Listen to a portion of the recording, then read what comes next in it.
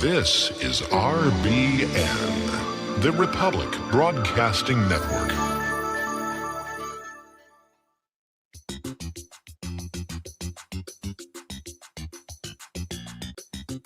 Welcome to the Michael Rivero What Really Happened radio program.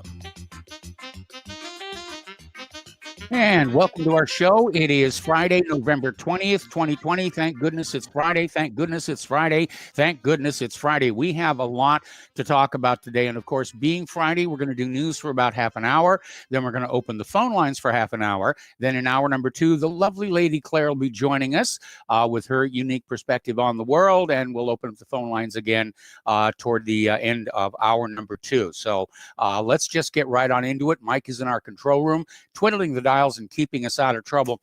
And before I get into the individual stories here, I've noticed just in the last 2 days, there is a shift in the corporate media news, shall we say, agenda, where they're no longer trying to report on the election, certainly not on the election fraud, but they're not even reporting on the election as much anymore. And the focus is definitely shifting to COVID. And I think what's going on here is the deep state is now concerned that the American people are never going to believe this was an honest, fair election. Which is certainly accurate. And in true political style, they're going to start a brush fire someplace as a distraction to draw the focus off of that issue. And with that regard, I'm very concerned about all of a sudden all this news about a possible war with China, a possible war with Iran, even Newsmax, which normally is a conservative outlet. They're out there saying Iran has already got nuclear weapons and they're a danger and there's a threat.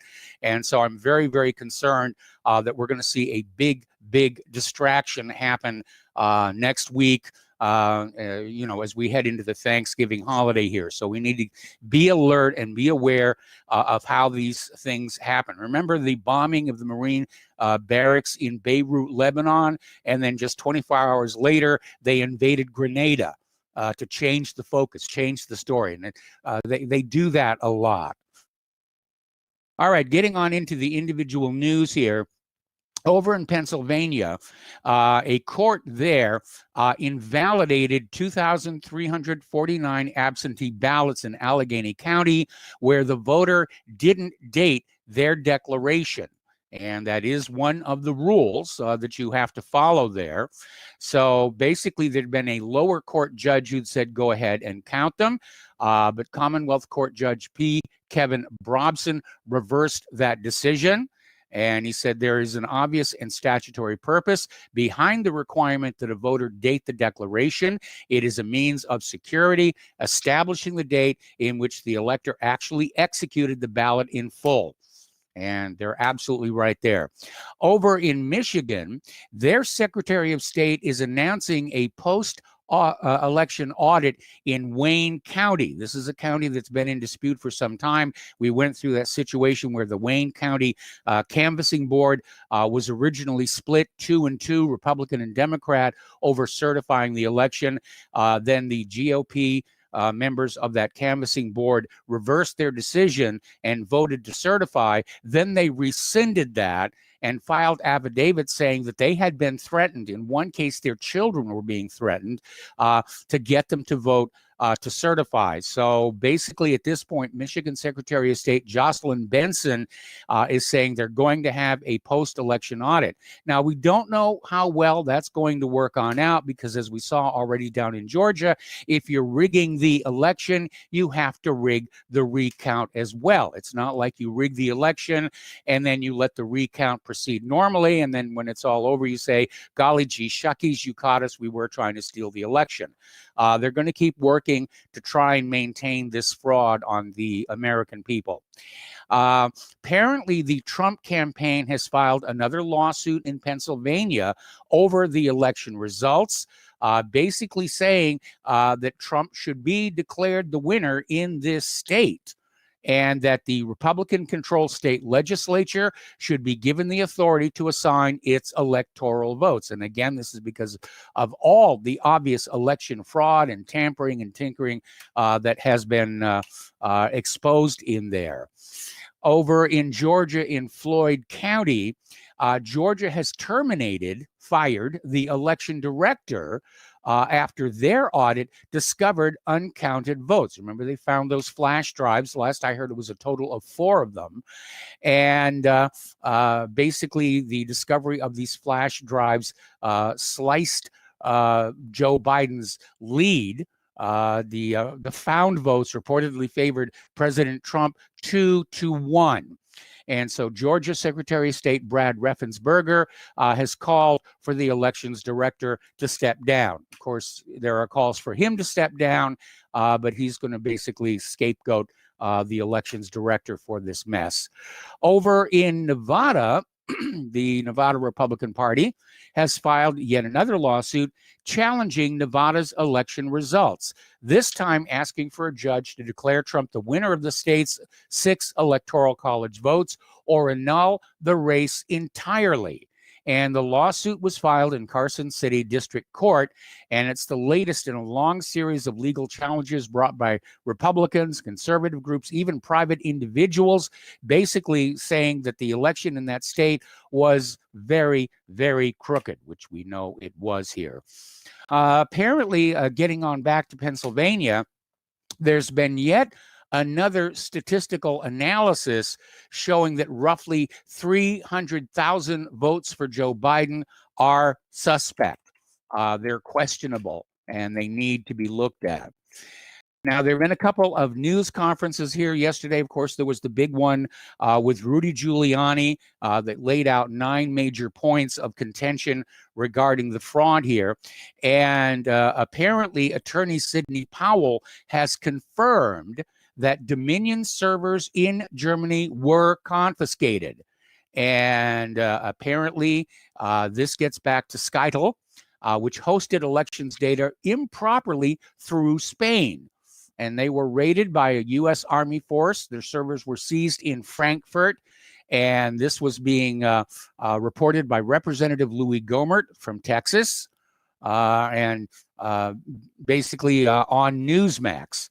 So the story about the servers was true, and as we reported yesterday, analysis of the data on those servers show that President Trump had over 400 electoral college votes. He had a landslide going. They tried to reverse it. It was too obvious. Nobody's ever going to believe this election was on the up and up. And so we have basically the Great Reset is leading to the Great Awakening. Because everybody I'm talking to around here, they're all saying the same thing. This election was just, it's so incredibly crooked. And, nobody is believing this. We even have Democrats are saying that there's something funny about this here. All right. Now, Senator John Kennedy of Louisiana is out there chastising the corporate media, saying that their soft treatment of Joe Biden is what is undermining democracy. And we all know the corporate media just went after Donald Trump tooth and nail. And every time Biden was up there, it was all marshmallow questions here. So Kennedy was on Fox News on the 17th and basically said, I think the toughest question that Mr. Biden has been asked is, does he support children and prosperity? And probably the second toughest question is, does he like ponies? Now, he's exaggerating a little bit, but he's absolutely right. The corporate media was treating Joe Biden with kid gloves at the same time they were going after President Trump with the hammer and tongs. Now, 2 Republican-run Senate committees have released new evidence they say shows Hunter Biden and his business associates were working deals as late as 2017 tied to communist China and Russian energy interests, arguing the activities created potential counterintelligence concerns for Joe Biden's. Hunter Biden is wide open for blackmail and coercion, and no doubt would seek to influence Joe Biden. And that is a major threat to our national security. Another little story here from the world of politics, corruption, and election fraud. Apparently, over in Cincinnati, FBI agents arrested Democrat City Councilman P.G. Sittenfeld for accepting bribes in exchange for votes. And this is apparently the third arrest on that city council this year. So politics is a dirty business, and we know that from a long, long time ago. Now, Candace Owens is suing the Facebook fact checkers for defamation. And she says it's time to fact check the fact checkers. Now, my opinion is when you hear the word fact checker, it means officially sanctioned propaganda. So apparently, Owens said the Facebook fact checkers, who are employed to flag what they deem to be misinformation, are targeting her, and their fact checking has led to a demonetization of her Facebook page. Now, quite literally, a doctor gave his opinion about COVID-19, which Candace shared, and Facebook issued a strike on her account because they said only information that they agree with about COVID-19 was acceptable. And so she has launched a lawsuit to find out exactly who these fact checkers are and who they're really working for. Because if they really had the qualifications to be medical experts, they wouldn't need to be working for Facebook. Now, would they? Mark Levin, the host of Fox's Life, Liberty, and Levin, has had enough of censorship himself, and he says he will be leaving Facebook very, very shortly. For the third time since October, Levin received a notification from Facebook indicating the social media giant reduced the reach of his page and added other restrictions against it for sharing what they consider to be false news. And I guess he's tired of that. Probably time to go on over to Parlay. And as an illustration of what Facebook is doing, okay, apparently we mentioned this before, this peer-reviewed, published scientific study about the effectiveness of masks and virus spread. Now, again, this is a scientific study that was peer-reviewed and passed and published, and the Facebook fact checker declared it to be false.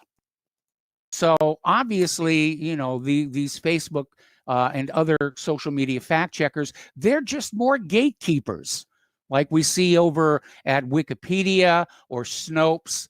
They're being put out there to reassure you you're getting factual information when, in fact, what you're getting is government and corporate propaganda. Now, here's a good one. Twitter has locked out Tom Fitton from Judicial Watch because he posted a tweet about the efficacy of masks in that Danish study. So they're out there. I mean, they're basically showing what's going on here. And again, the fastest way to bring down a dictatorship is to force them to act like one where everybody can see it. Now, a group of Russian politicians have put forward a bill which would block U.S. social media giants, Facebook and Twitter, for censoring Russian news sources. So apparently it's payback time over there in Russia. And again, we're seeing all of these social media companies just act as government and corporate public relations departments, if you will. Over at the New York Times, they're out there saying this talk of a great reset, it's just a conspiracy theory.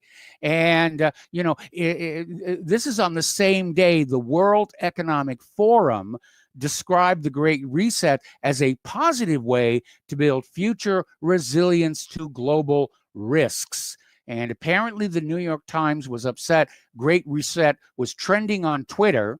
And they basically published an article declaring it to be a baseless conspiracy theory about the coronavirus. So you can almost smell the panic coming out of these corporate media outlets here. Now, Joe Biden is out there saying there will be no national shutdown, and he's ruling this out after over COVID, as he holds talks with the governors on the mounting crisis. Now, unfortunately, that's not stopping the states from doing the lockdowns. We have a new one going here in Indiana, and everybody's saying it's going to kill our businesses, especially here in Santa Claus, where part of our economy is based on Christmas tourism.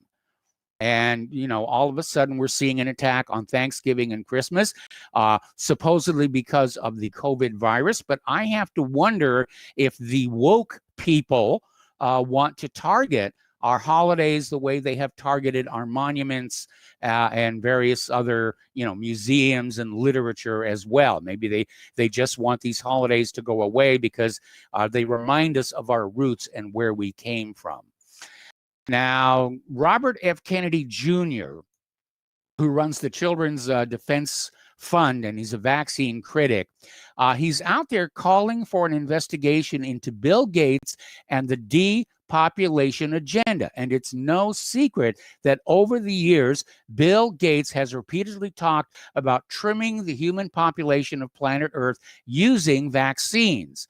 And I notice that one of the vaccines that is being pushed forward for approval and distribution among our population uses aborted fetal cells, which are, basically cultured and grown and added to the vaccine. And my concern is that women given this vaccine, their bodies will be tricked into viewing a pregnancy as an infection, which in turn will trigger a miscarriage. And this has already been done several times through the World Health Organization in Africa. They've been caught doing this several times under the guise of free typhus vaccinations. And it turned out they were sterilizing the population. So if they're going to do it in Africa, why would they hesitate to do it here? So Robert Kennedy Jr. wants an investigation, and so do I. Now, here is an interesting story. This came out of Daily Caller. And apparently up in Nantucket, Massachusetts, the police department has announced its officers would halt new weapons permit applications. They're saying it's because of the heightened risk of coronavirus spread. They're basically saying that they're afraid they could not process the applications safely because they were at risk of infection. Well, my response to that is, how about halt all traffic tickets? Because you have to process a lot more traffic tickets than you do firearms applications. But apparently over at the Department of Motor Vehicles in Massachusetts, they're not concerned about infections because you're still, or wherever it is they process the traffic tickets in Massachusetts, they're not concerned about infections because those are continuing. I think this is trying to use COVID-19 to restrict the right to keep and bear arms for citizens of Massachusetts. Now, at the top of the show, I was talking about all of a sudden we're hearing all this talk about a possible attack on Iran to distract us all from this stolen election that we've all just been through. And over at the New York Times, they say that Trump is considering attacking an Iranian nuclear facility in a strike on Iran before January 20th. And apparently an official familiar with the meeting said that a preemptive strike on Iran's nuclear program was off the table, but Trump is ready to respond to attacks in the region that can be tied to Iran. Now, apparently, Trump is saying that any killing of any American that can be tied back to Iran will spark an immediate U.S. response. So get ready for a false flag attack to be blamed on Iran, followed by a major bombing to distract everybody from the stolen election. Getting on to more of the international news here. And I didn't do a lot on COVID-19 because Claire's going to be doing a lot of that in hour number 2, and she really wants to focus on that. Anyway, apparently over in Ethiopia, apparently in the Tigrayans region, or Tigraya, there is a lot of concern because of the increasing tensions there and the possibility of open warfare that will endanger the lives of civilians. In a major shift, Mike Pompeo is saying that the United States will now label products made in Israel settlements made in Israel. Currently, they're labeled made in Palestine, which the owners of those businesses do not like because they are subject to boycott. Well, the fix is easy. Boycott everything from Israel. We got to take a break for commercials. We'll be right back.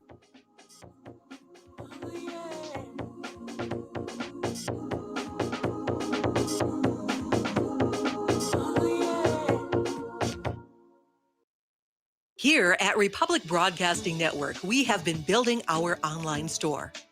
Well, we have been focusing on bringing you the best talk show host in the country. Here at Republic Broadcasting Network, we also want our listeners to have products they can use every day and in times of emergency. We have added new products each week to our store. Your support of this network, plus products at the best prices, is a win-win situation. Check out our new store. Go to our website, republicbroadcasting.org, and click on the online store located at the top of our website. Together, we can continue to grow RBN and help our listeners prepare for the future.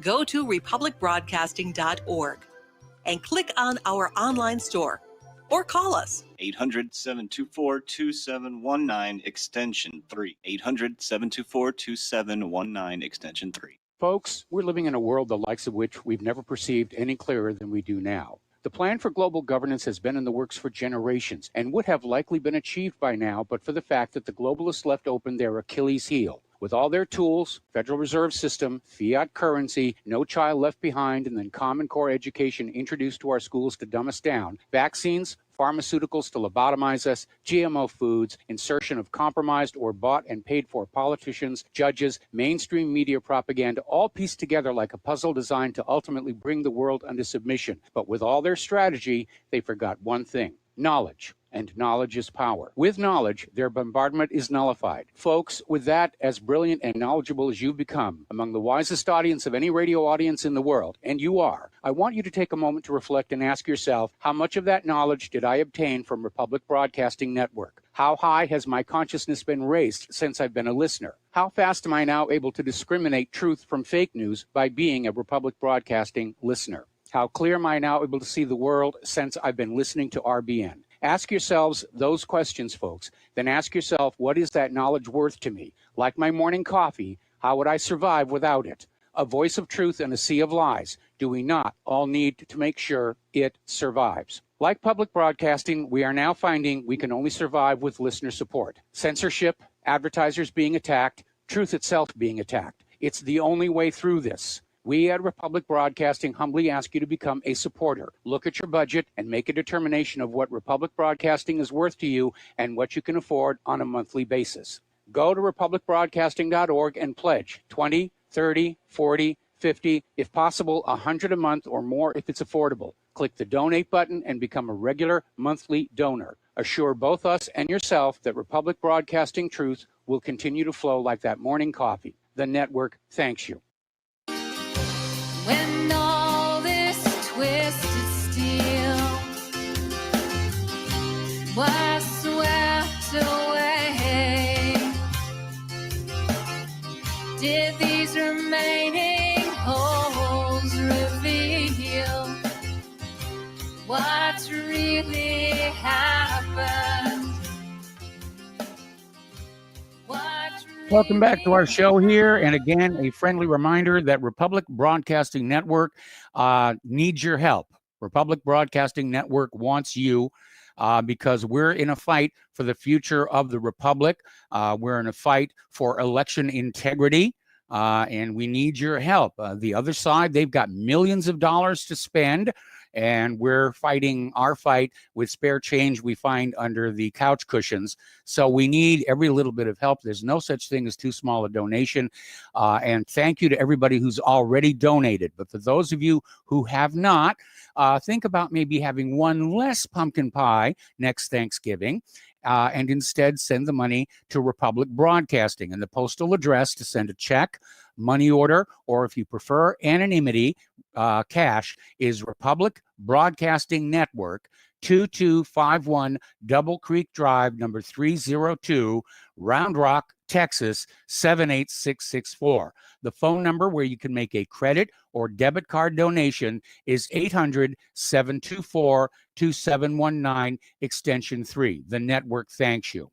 Okay, getting on back to the international news and Israel. Apparently, U.S. lawmakers have joined the near global condemnation of the brutal and violent Israeli home demolitions. And some 41 Democratic Congress members signed a letter to Secretary of State Mike Pompeo over the Zionist state's serious violation of international law as he took the unprecedented step of visiting an illegal settlement in the occupied West Bank.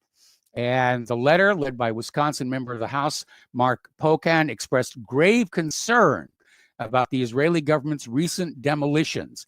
And these acts, said the letter, are a serious violation of international law that destroyed homes and displaced 73 people, including 41 children. And Mike Pompeo seems to be going right along with that.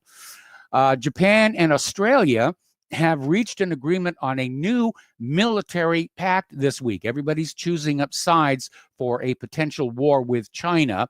And apparently the new pact will allow their militaries to train in each other's territories.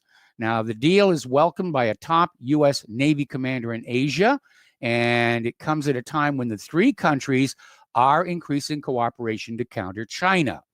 So this kind of agreement is really helpful and encouraging, said Vice Admiral William Mers, commander of the 7th Fleet, which is based in Japan. All right. Over in Australia, there's a bit of a dust-up. Apparently, there was this Australian war crimes report regarding the behavior of their troops in Afghanistan, about how totally unarmed Afghans were being killed. And apparently, Australia's special forces allegedly executed dozens of non-combatants while stationed in Afghanistan. General Angus Campbell, chief of the Australian Defence Force, announced the findings of the Brereton report just yesterday, saying credible information indicates 39 Afghan civilians were killed unlawfully by the special forces. All righty, over in Taiwan, they're launching a new program there to build up its fleet of domestically developed submarines. And they're starting just next week. This is a rush job, apparently. And they say they need them as part of their self-defense regarding the escalating tensions with China. The project will include 8 submarines and will strengthen the island's defenses. Now, the U.S. Navy Secretary, Kenneth Braithwaite, is proposing refounding the U.S. First Fleet and basing it in the Indo-Pacific region, possibly in Singapore, in case of a dust-up with China. Remember what I said at the top of the show? All of a sudden, we're hearing all this talk about war with China and war with Iran. And it's getting very, very worrying there. On the Chinese side, for the first time, they have managed to hit a moving ship with a ballistic missile. And apparently they ran this test. They fired into the South China Sea during an exercise, and the target ship was moving, and they were able to hit it. And if true, this would be the country's first known demonstration of an actual long-range anti-ship ballistic missile capability, which is going to seriously change the equations for a coming battle with China in the Western Pacific. The U.S. Marines have activated a new unit called the Marine Corps Forces Space Command. This is a subordinate organization to the U.S. Space Command, and they basically want to get in on the action. And apparently they'll be based at Offutt Air Force Base, Nebraska, while a parallel cyber command is headquartered in Fort Meade, Maryland, which makes a lot of sense given all the cyber stuff that's happening there. Okay, we're going to go ahead and open our phone lines now for the next segment, area code 512-248-8252, and we'll start taking calls after we come back from these words from our sponsor.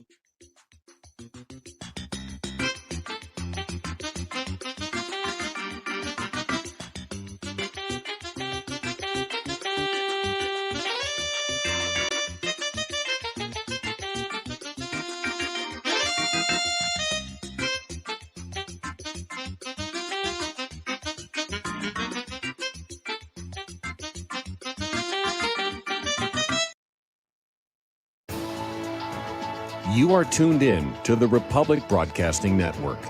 Visit our website by going to republicbroadcasting.org.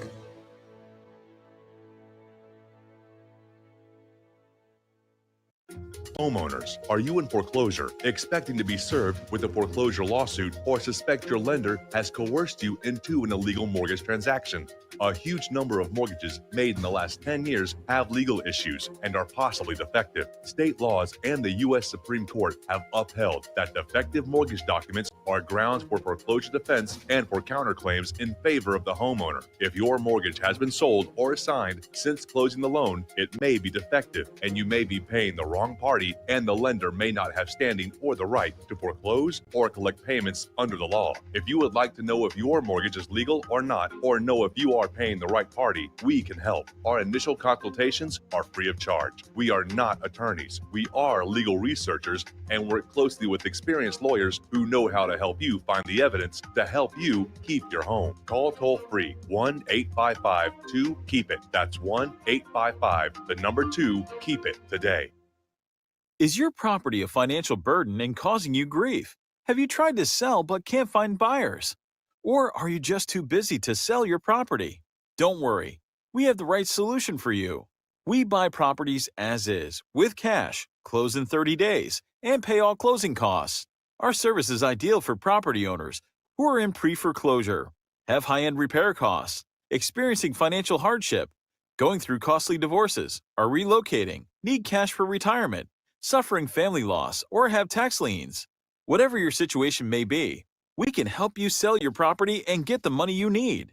If you own a single-family home or multiple family units, call us for a free consultation at 888-910-1037.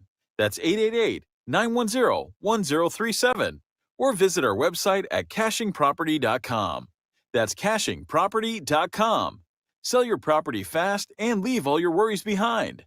So, you love talk radio? Then you'll love TalkStreamLive.com. TalkStream Live is always on, 24/7, with the best streaming talk shows. Find your favorite talkers and discover some new ones. It's free, readily available online or on mobile with any smartphone or tablet. Finding your favorite talk shows all in one place has gotten a whole lot easier. Just go to TalkStreamLive.com. Be sure to download the free apps from Google Play or the iTunes App Store. The Republic Broadcasting Network late night premiere show for Red Pill Hardcore is hosted by activists that want to hear from you, the listeners, so that you can get involved in the activism. Please call in at 800-313-9443 at 10 p.m. to enter the discussion. To book yourself as a guest, call our studio at 202-657-5715 or contact RBN staff. Remember, keep it real and take the red pill. They're stealing down on Wall Street and in Washington too. You know it makes me wonder, what's a guy on Main Street to do? I've always tried to be an honest, upstanding kind of guy, but I must admit lately I thought about giving something else a try. Oh, I want to be a pirate. I want to sail the seven seas, yeah, I want to be a pirate. Welcome back to our show here. We're going to go to the phone lines now, and we're going to start with Mark in North Carolina. Hello, Mark. Welcome to the show. What's on your mind today? Hey, how you doing, Mike? A couple of things. One is, of course, the election, which still going, and, I think looks to me like we may have reached a turning point now. It looks like what's going on in Wisconsin and Michigan.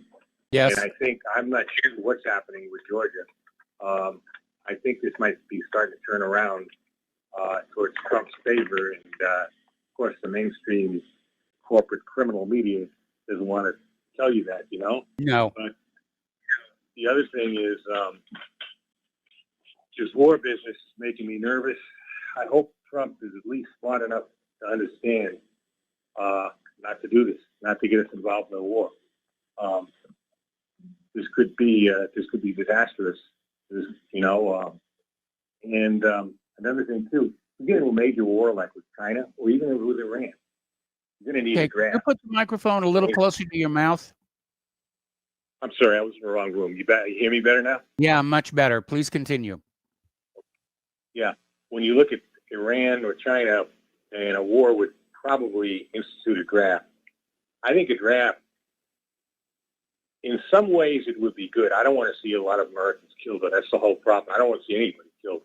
But a draft, I believe, at this time, for some stupid war that nobody wants, would probably be the end of this whole U.S. government, this whole imperial government that we have. Not the Constitution, not the real United States, but an end to this deep state, criminal, imperialist government on both sides of the political aisle. And because there would be such riots, and you would start to see the uniting of the far left and the far right also. Mm-hmm. Because nobody Yes. wants these wars. I'm not talking about the Antifa type of left, because they're basically like Al-Qaeda and ISIS. They're basically, I believe, they're, mercenaries of the deep state, Yes. the imperialists. They're Trotskyites, basically. A Trotskyite is a whole different thing than a communist or a socialist. They basically want to continually push revolution. The neocons and the neo-libs are both basically Trotskyites in nature and are led by actual Trotskyites like Bill Kristol. The Lincoln Project, basically Trotskyites. It's a shame. It's a disgrace to call themselves after maybe our greatest president, Abraham Lincoln, okay, and to besmirch his name like that. But I think that, this would cause, a draft. That's, of course, if it's nuclear, all bets are off. We may not have a planet left to have anything anymore. But if it's a conventional war between, let's say, the United States and China, the United States and Russia, or even the United States and Iran, you would probably have to have a draft. And that would, like I said, I think the riots and the rebellions would be so bad, and you'd have a uniting of the populist left and right. I think that would be the end of the U.S. government as we know it, and good riddance, because this U.S. government does not stand for the people. It is not based on the Constitution. It's not based on our founding fathers. This is a criminal, imperialistic government, very closely related to the British Empire and their government and the pedophile royal family of Britain. Okay, if you ever go to Lyndon LaRouche and the LaRouche Pact and some of the people from LaRouche, they've explained this for years. I used to think they were just kooks, but the more I look at it now, the more I realize LaRouche was 100% right. What he said. I get that a lot here, from, people who thought I was a kook years ago are now writing in and saying, boy, were you right all along. You better believe it. And when you go to, look at what LaRouche said, LaRouche wants the United States and Russia to form an alliance. And I think to fight this globalist New World Order, that would be the best thing. That's what the EU is not our friend. NATO is a globalist military. They're a tool of the globalists. That's all they are. If the U.S. and Russia united against this globalist cabal, that would be it for them. They'd be finished once and for all. The people like Schwab, what's this guy's name? Klaus Schwab. Yes. And others like him that are coming into the United States, Bill Gates. They'd be finished. They'd be rounded up, arrested. George Soros, they'd be rounded up, arrested, and probably either hung or put in front of a firing squad. That's what's needed, and that would be the greatest thing if the U.S. and Russia united. As far as China, I don't trust them, but I don't think they're the ogres that they're made out to be either. No. And Iran, I don't think they're an ogre at all. Iran stands forefront against the New World Order. I wouldn't want to live under theocracy, but they're not a theocracy like Saudi Arabia. You can practice other religions. You have we have a very comfortable Jewish population in Iran. In fact, one of the world's oldest continually functioning synagogues is located in Iran. Right, and you have Christian. You have a Christian community too. And on top of that, if you notice, Iran played more into the side of the Armenians in this war between Armenia and Azerbaijan. They were more closely to the Armenians, who were Christians, rather than Azerbaijan, who are Muslim. And Yes. they also took on the worst scum imaginable in ISIS and Al-Qaeda, who, again, as I said, are basically mercenaries of the CIA and the Israeli Mossad. Matter of fact, sometimes I think the leaders of ISIS are really Israelis, passing as Arabs, including the guy they supposedly killed, Big Daddy or whatever his name is, you know? Yeah.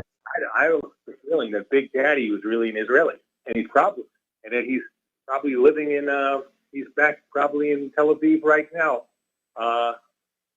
drinking schnapps, you know, or whatever. He's, you know, these people don't fool me, Mike. I know they fool somebody, but they don't fool me, Mike. Not at all. I don't think they fool you either, right? Right. Absolutely. Okay. All right, Mike, that's pretty much all I got to say. And, you know, we got to give them hell. We cannot let them get away with what they're doing. It is a steal what they're doing. It's no Yes, doubt it is. about it.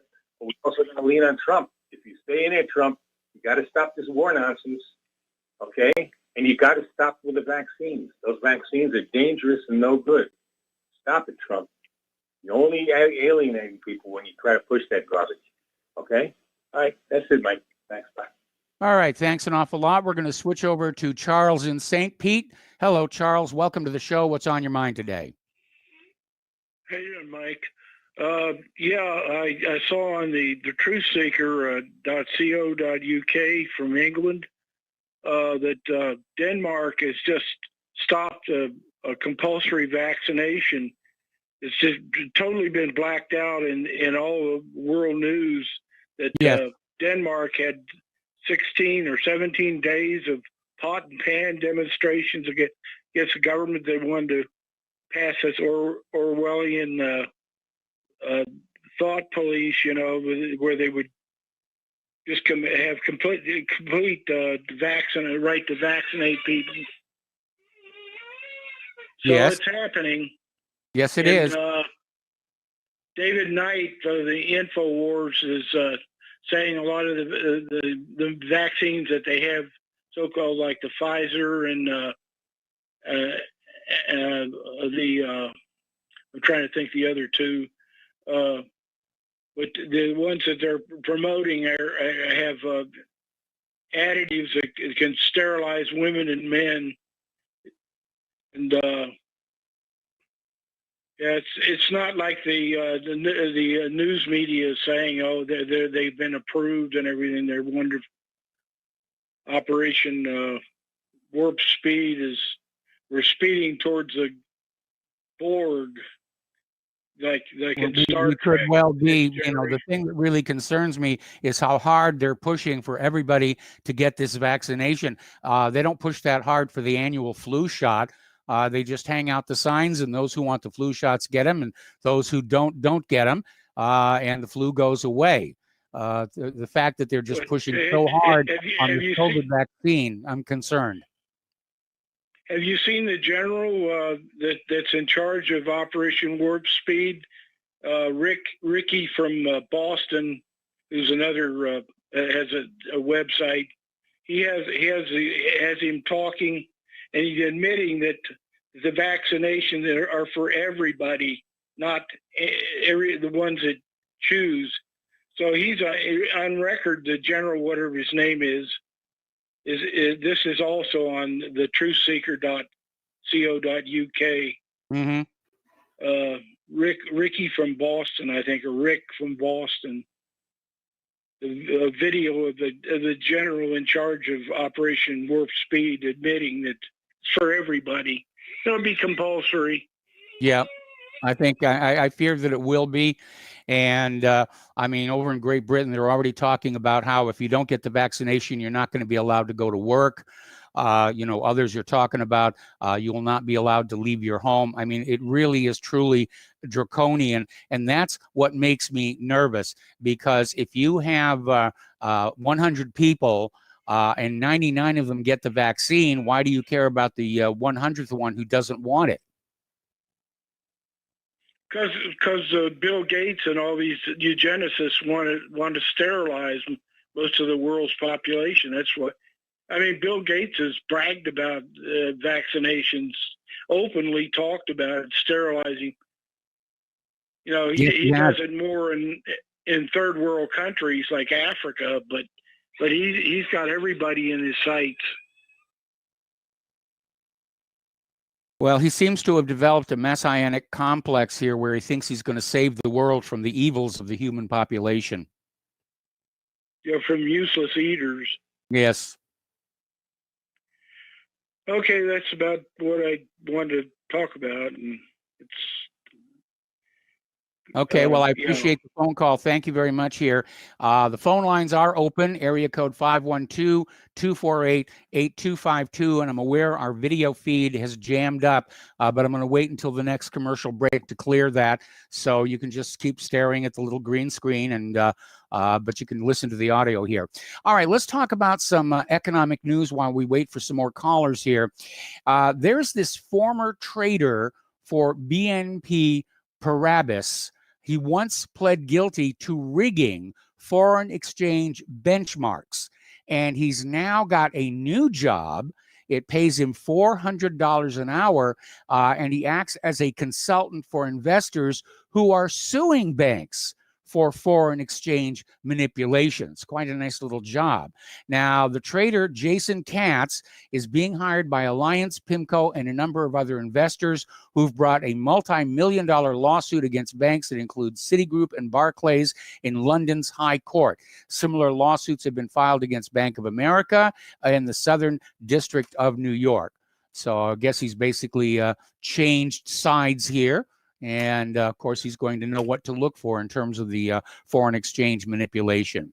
Here's an interesting little story. We're starting to see the corporate media shuffle around. You know, we heard all this talk about AT&T wants to dump CNN. There was talk that Trump might buy it. And then Trump was talking about buying Newsmax. Newsmax said no. The latest development along that one is Verizon is dumping the Huffington Post over to BuzzFeed. And it's an all-stock deal. And they're doing it, they're forming a new content partnership. And apparently Huffington Post has been very unprofitable. And Verizon, which became the owner of Huffington Post when it purchased America Online Yahoo for $4.4 billion, has decided on a new tax. So they're changing that as well. All righty. Now, Mike Pompeo is out there bragging about destroying Iran's economy because the United States is slapping more new sanctions onto Iran. And apparently this took effect on Wednesday. And Secretary of State Mike Pompeo released a statement defending the Trump administration's maximum pressure campaign when he boasted about the damage it has done to Iran's economy. They're really trying to start something with Iran. And again, look out for a false flag because the Trump administration has said if any American gets killed and can be traced back to Iran, the war will be on. And even if the Trump administration doesn't do the false flag, those who want war with Iran will somehow arrange it. Okay, the phone lines are starting to load up again. So let's go to Robert in New Jersey. Hello, Robert. Welcome to the show. What's on your mind? Hello, Mike. How are you? I'm fine. Several years ago, I was involved in selling products to the life science industry and research. And being one of, the so-called conspiracy theorists who always questioned everything, it began probably somewhere after 2010. Well, actually, after 2001, after the 911, suddenly you had to give your identification to the guards who were at the desks of Cornell Med Center, Mount Sinai, Columbia Presbyterian. Have to hand them your driver's license, like, for what? They look at your driver's license, see the picture of you, and then you walk in. Then it got to the point where it got tighter and tighter, where they would have to call up and make sure you had an appointment with somebody. Rockefeller University always had that. But then it started to be, they used to give you badges. If you were there constantly, you would just apply for a badge and you'd get a badge to walk in, no questions asked. Then suddenly, probably around sometime after 2010, oh, you must show that you have been vaccinated with the flu vaccine, et cetera, et cetera, et cetera. And it got tighter and tighter and tighter and harder to get into the facilities. And currently, I've been retired since 2015. I'm talking to some of my old colleagues, and they're saying that practically everything is shut down. Only the two big distributors, Fisher and VWR, have offices at these facilities, so they're allowed in, but any of the other salespeople are not. So it's we could see it coming that eventually they were going to demand that to work you would have to have, in essence, the salesman had to have a flu shot. Many went out and got it. I was talking to one who was saying that they're going to demand that we have the vaccine. Yes. Robert, stay on the line. I got to put you on hold. We got to take a break for commercials, and I've got to restart my feed.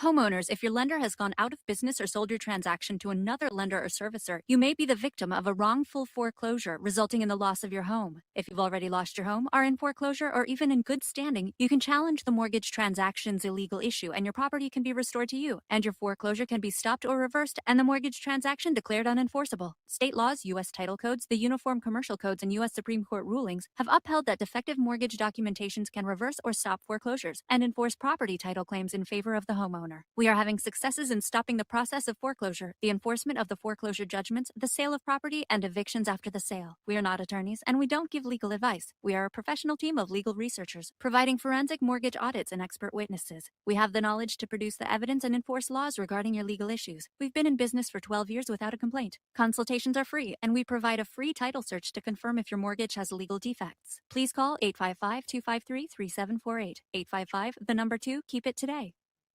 Hello, I'm Dr. Leonard Horowitz. I was right 30 years ago in warning the world about threatening lab virus outbreaks, AIDS, and Ebola.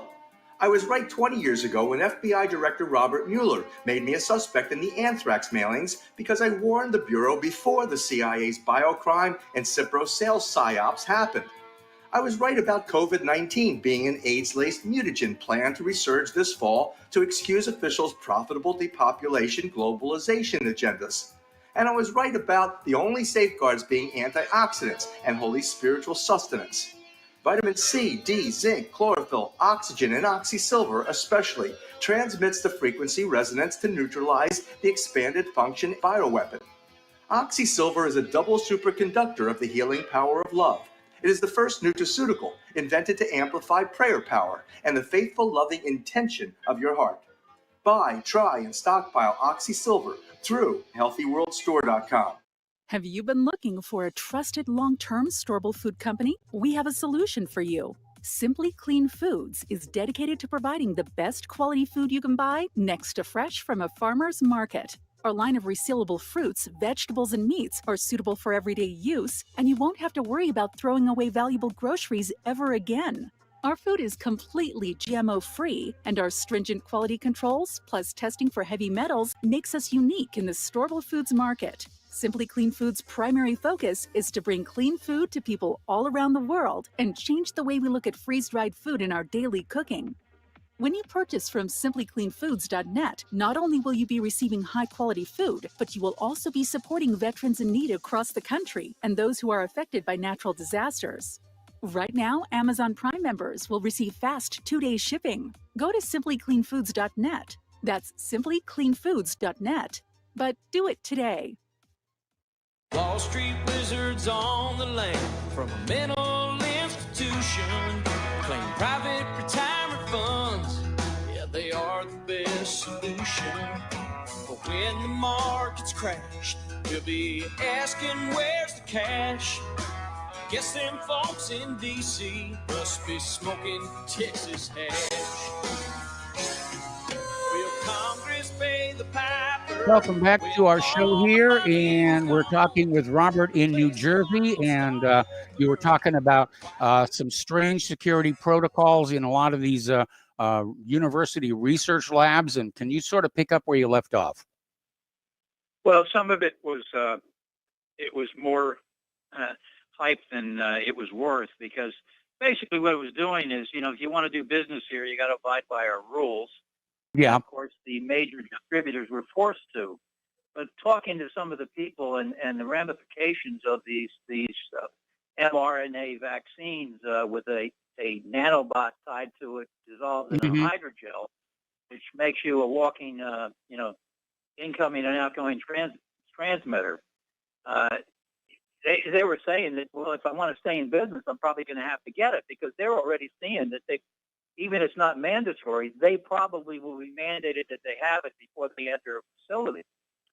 And I told them to think twice about that, because I was involved not only in, I was a tissue culture expert, showing people how to take a 75 per centimeter flask of material up to mass production, or they were already doing mass production, how to increase it. And the other factors that I worked with Dr. Tai-Kin Wang, who was the guy that actually invented electroporation, which is one of the procedures which must be done after the Moderna vaccination is injected into you, and that's an electrical charge to get the genes, get what they want into your genes. Mm-hmm. But they're also talking about multiple inoculations. Well, you don't always get gene expression every time you electroporate, and you do get some cell death. Ty's system was greater cell viability and less cell death, and greater expression of the gene. But all in all, it's nothing more than a destruction not only of the world economy, as the UN is predicting 120 million more people will die than usual due to the lockdown, but it's also this total destruction of the economy and the middle class all around the world and of this country. And yet people are marching along with the masks on, which are useless for the protection of you, especially these surgeons' masks. They're useless. But the people have a false sense of security, and they wear the same damn thing all day long, like a petri dish on their face. Yes. That's all I've got to say, Mike. All right. Well, thank you very much here. And we're just about to the music, and we've got two more callers waiting on the line that we're going to take their calls. And then we're going to go to the lovely Lady Claire as soon as we come back from our station identification, which we should be just about there. And again, there are so many concerns about vaccines that are not being addressed. All we get from the corporate media is vaccines are safe, that anybody who thinks vaccines aren't safe, it's just a conspiracy theory. And again, it concerns me how hard they are pushing for everybody to have this vaccination. And as I said before, they don't push this hard for like the flu vaccination or anything. And I remember what happened back in 1976 when they made the swine flu vaccine mandatory. And it wound up killing more people than the swine flu did. All right, we're going to take a break for station identification. We're going to come back with 2 phone calls and then the lovely Lady Claire.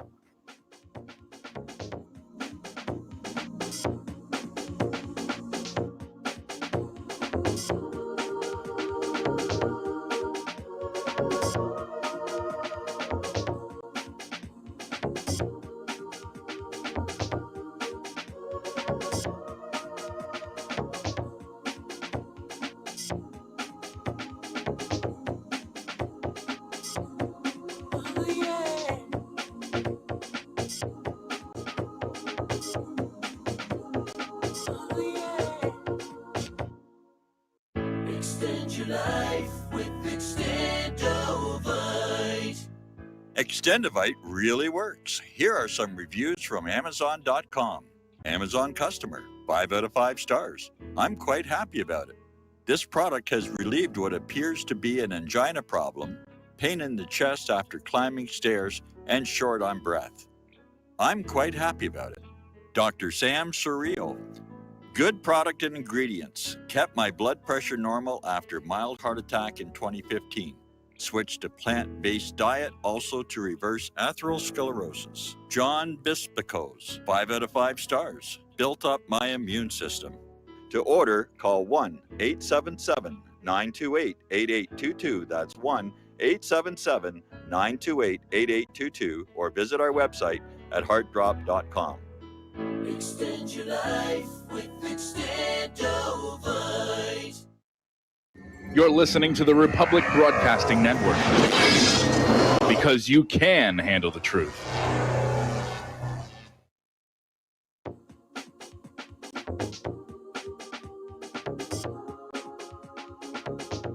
What really happened with your host, Mike Rivero, putting America first, second, and third.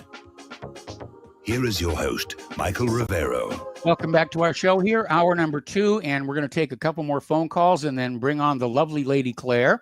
So let's go to Mark in New York. Hello, Mark. Welcome to the show. What's on your mind? Hey, Mike. Good to hear your voice. Thanks for having me on the show. And you are sounding better than ever, I must say. Thank you. I'm feeling better than ever. Yeah, and it sounds like it, and and the energy just keeps getting better, and it's great. You just smoke in an hour right off the bat. Boom, hour goes by, and it's great. And it's great. You know, it's something to be thankful for things this coming Thanksgiving, along with other things. Yes, you know? yes. Claire would agree with you. Look, anyway. Yes. Yeah, anyway, I'll keep it short. I wanted to talk a little bit about typical propaganda from editors on TV talking about the stuff. And then there's something that Tucker said last night that just shocked me, and I'll come back to that. But what USA Today editor, this woman was on, and you can tell and people say you don't listen to it, but I don't listen to the propaganda on the left. And I just pointed out, well, here's one reason. When they mix the popular vote, like millions of votes, you know, it starts out with, you know, he's got a couple of handful here, a handful there. Well, that's what's these counties, it's so close. That's what it's all about. And then they throw in, you know, still we're talking when you're talking 5 million votes. No, that's a popular number, the popular vote number, which is basically California, like one county's worth of people, one large county's worth of people. Like 3 million or something like that, or 5 million. And I was just like, who does this woman, like, look, she works in an office. She can't go in there mixing a popular vote with these individual counties where it's so close and then start throwing in a popular vote. And I'm just saying, there's the propaganda right there from a USA Today editor. Boom. And that's all I'm going to say. I don't need to waste everybody's time with that. But last night, I was listening to Tucker. And at the end, he's like, I wanted to bring on Sydney, and she wouldn't come on. And I'm telling the audience, he's all serious and passionate about bringing her on and getting the evidence out. And I listened to on John, everybody can go back and listen to John Stedmiller's show after he brings on this one clip. He brings on Sydney. And Sydney goes through it 1, 2, 3, 4, 5, 6, 7, 8. It's right there. She says, go online. It's there. Tucker could have easily gone on. Yes. Online and gotten and just like they normally do in the past. So my accusation is he drank the establishment Kool-Aid. They offered him. He said he's not. Last week he said he's not leaving the station. They offered him more. They offered him more. He's doing some behind the scenes and something else is good. So they bought him off. He drank the Kool-Aid, and now we wanted to bring her on, and all this little. It's undermining, and we know it. It is. Hear it. I don't think we got to be Rivero Rangers to see that. And you get my point. That's all I'm going to say. Yeah, anyway, well, I was very Claire. well, she's right here, and I was very disappointed in Tucker, both because of the way he went after Sidney Powell, and moreover because Tucker has to understand that Sidney Powell cannot reveal the details of the evidence they have without tipping their hand to the opposition. And they Now, said when that half a dozen times. Yeah, when they go to trial, you know, there will be the discovery process, at which point, Sidney Powell and Rudy Giuliani are going to have to basically put all their cards on the table. And at that point, the defense can deal with it. But to give it out early just gives an advantage to the opposition. And Tucker should be smart enough to know that. Yes, that's where I say he is. And he bought it. He bought it just like all my other favorite guys that bought it got paid off. I could tell you other stories I'll come back to another time. But that was shocking. I was like, I can't, you know, because it's there. And then again, you can listen to that one little Sydney Powell stuff, and you can hear it. She says it right there. I can't tell you it all, but here's where you got to look. And Tucker could have at least said, hey, look, here's a page from it. The way he's so smart, he does it all the time. He's always posted tweets or whatever. It's right Yes. there online. So No, that's all. somebody I won't definitely met repeat his myself. price. You know, definitely. Yeah, All right. yeah, Well, listen. He did. Something happened. All right. Have a great weekend. Take care. All right. Thank you, Mark. We're going to let you go. We're going to take one more phone call. That's David in West Virginia. Hello, David. Welcome to the show. What's on your mind? Well, actually, two things from your page today. Related to Tucker, just my own research, paying attention to articles I've seen about him. My guess is he gets paid well over $10 million a year. I heard 5 million. Well, I've seen different things, and I've never seen a hard and fast figure, but even 5 million is not insignificant. But he's definitely got a reason to want to not make waves. But as far as the proof thing goes, we're in a situation here that people run into sometimes in their daily life, which is, let's say, for instance, you have a roommate. And every time you leave the house, you come back and the money you had in the cookie jar is gone. Yes. Okay? Now, has anybody else been in the house? No. Well, it's pretty obvious that your roommate took the money. Yes. Can you prove it? Well, I'd be installing security cameras myself. Well, exactly. That or get a safe. True. And so we need to do both things with our election system.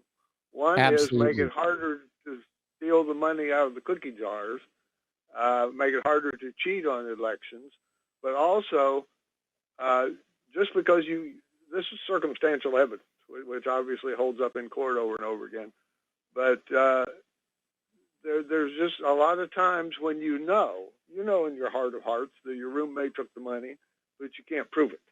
Yes. And the thing we need to do is, I'm hoping that the electorate, the people who care, don't give up. If it comes out against Trump, okay, Biden is certified, Trump lost, don't give up, because there is the next election. And we need to work on systems not only that are more secure, and if we have to go back to a number 2 pencil and paper ballots, then I would agree on that one. The problem is, if the vote stealers get away with it this time, they'll make sure that all future elections are under their control. And this may very well be the last gasp of the American people actually having any kind of influence over the government. It's for that reason that I hope Trump does pull this off, that he does succeed in getting the election thrown into the House of Representatives. And if he does get his second term, I am going to hound him about election system reform and just try and jam that through. But, the Democrats are going to oppose it, just like they opposed voter ID. Because the system works for them. Well, but the Democrats shouldn't be opposing it because, okay, if we had a way to prove voter fraud, then Hillary could have proved that the Russians got Trump elected. One way or the other, they all have questions periodically, and it would make it easier for both sides to prove fraud if it were there. Well, I'm sure both sides have the same attitude that Henry Kissinger had. The issues are too important to let the voters decide. Well, I've heard that quote kind of related to South America. I think it was that something Chile too important to let democracy get in the way. The other thing is I wanted to point out a funny little article on your page today about the BDS movement. Yes. And the funny thing is, now, I don't know how many people pay attention to this, but if you read that article that you've got linked on your page today, go down that article, look at all the people that are accused now of anti-Semitism for Yes. supporting BDS. Yes. And it's just astounding how many anti-Semitic Jews there are in the world. Yes. Well, they're not called Yeah. anti-Semitic; they're called self-hating Jews. That's the new term of craft, the new propaganda to try and silence Jewish voices that speak out against Israel. Well, yes, but that isn't what Pompeo was talking about. He's talking about anti-Semitism, and from Medea Benjamin right down the list, I would say 90% of the people that are supporting BDS on that article that you posted are Jews. Okay. And how anybody can seriously accuse, somebody needs to confront Pompeo about it. I would like to see a news conference question about that. You know, here's this person, You're this not person, likely to this get it person. with our current corporate media, unfortunately. And, Mike Pompeo doesn't return my phone calls, so I'm not likely to get a response either there. All right. Well, listen, David. He won't return mine either. It's good talking to you, Yeah, Mike. well, Good day. what can I tell you? All right. Thanks an awful lot. We're closing the phone lines now. And for those of you watching on YouTube, this gorgeous creature sitting next to me is the lovely Lady Claire. And Claire, what do you have for us today? Well, I want to talk a bit about the virus and the rising up anti-lockdown protests, which are spreading like wildfire across Europe. Now, this comes to us from via offguardian.org. And I have found this particular iteration, if you will, of The Guardian to be not quite as in the very liberal camp as its mother or father, if you will, theguardian.co.uk. And apparently there have been a lot of pushbacks because governments have very enthusiastically embraced their totalitarian side and given themselves sweeping new emergency powers along with new lockdown measures. Now, the public is not exactly willing to go along gentle into that good night, as the old poem says. And they are beginning to rebel against the seemingly arbitrary limitations which are not supported, Mike, either by science or common sense. And protests have taken place all over the continent. Now, what I want to know, Mike, please, is the hard science behind these governmental choices. And right now, I can't see any. I'd like your thoughts on this. Well, we know that those voices who are speaking out saying that masks don't work are being silenced. Yeah. Twitter basically shut down Tom Fitton over at Judicial Watch for posting a link to that Danish study that said the masks absolutely have no effect. And we know that the weave on those masks is very large compared to the virus particle. It's like trying to stop mosquitoes with a chain link fence.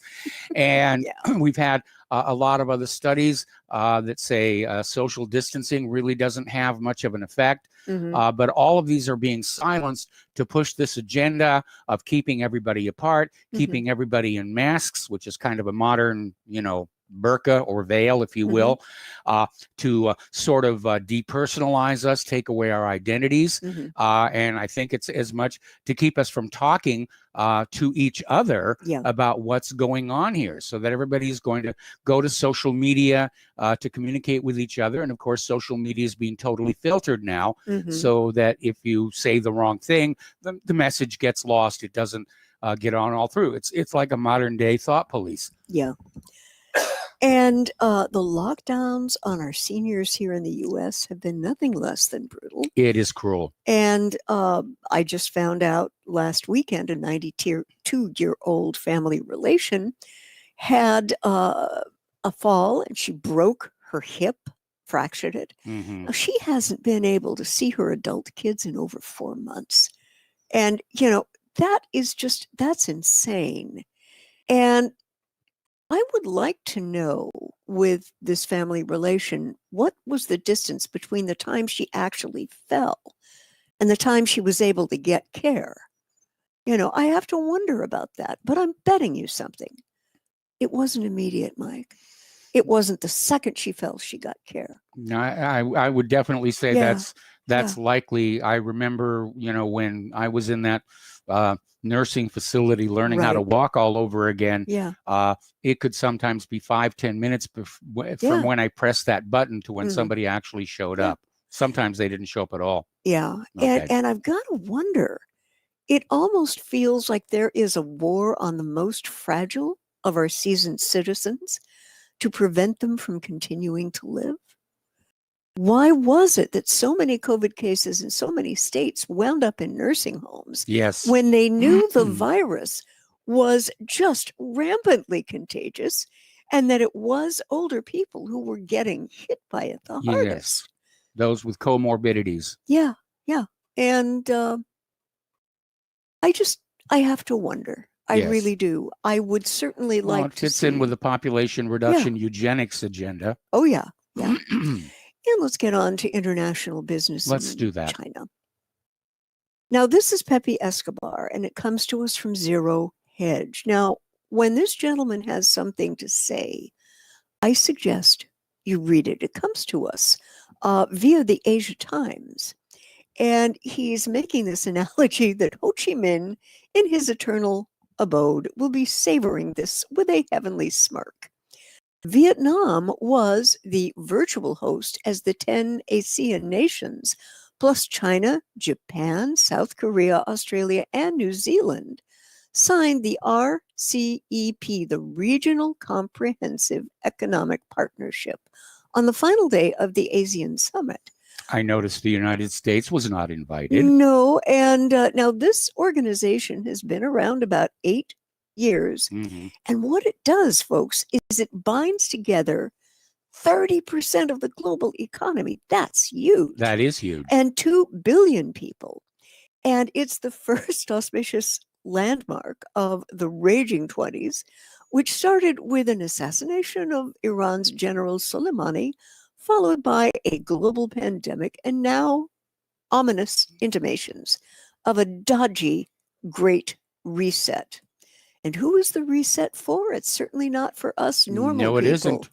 It's for the already moneyed. Now, what this does, this reset, is it seals East Asia as the undisputed prime hub of geoeconomics.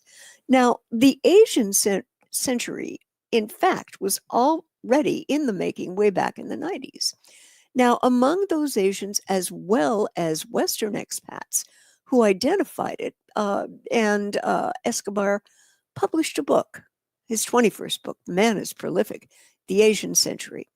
Now, RCEP may force the West to do some homework and understand here that the main story is not that RCEP excludes the US or that it's designed by China. No, RCEP is an East Asia-wide agreement initiated by ASEAN and debated among equals, since 2012, including Japan, which for all practical purposes positions itself as part of the industrialized global north. It is the first ever trade deal that unites Asian powerhouses, China, Japan, and South Korea.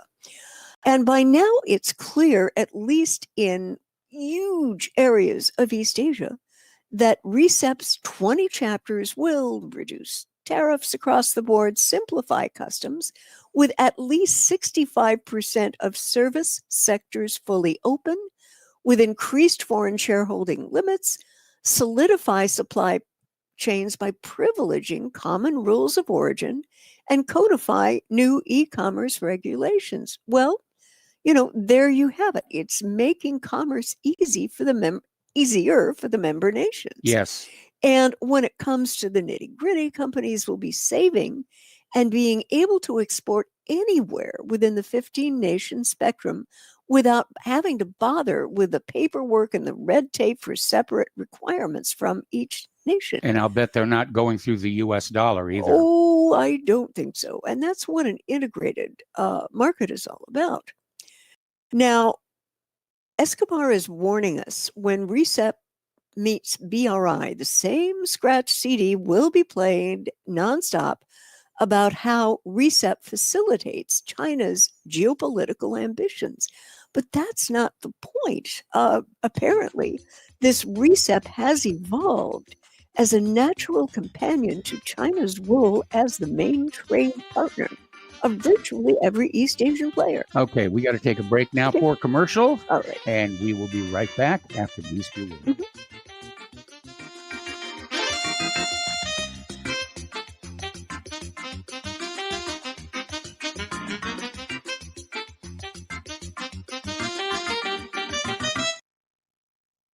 Corporate media dominates the American opinion. Finding independent voices that counter this avalanche is becoming increasingly difficult. With the endless corruption running rampant throughout our government, independent voices are needed more than ever to battle the offensive against our freedoms and liberties. As a listener of RBN, no one understands this concept better than you.